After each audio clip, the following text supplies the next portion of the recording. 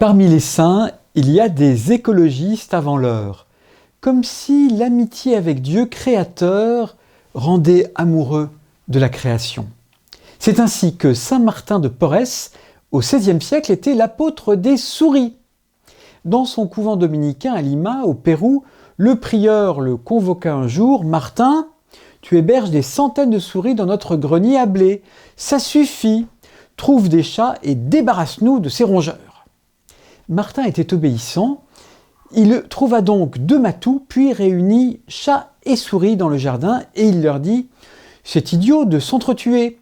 Je préparerai dorénavant chaque matin la pâtée pour tous, et vous viendrez manger ensemble autour de la même écuelle. » Et c'est pourquoi on le représente un balai à la main, car il était toujours au service de ses frères dans le couvent, et une souris reconnaissante à ses pieds.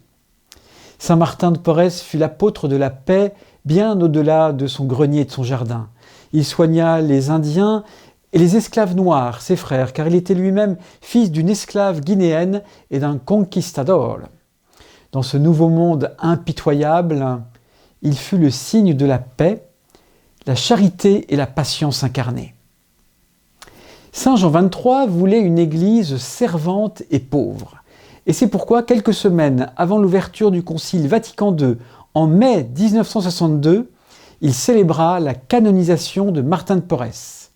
C'est l'apôtre des souris et le réconfort des pauvres qui devait servir de modèle pour les 2900 évêques du monde entier qui allaient donner un nouveau style à l'Église catholique.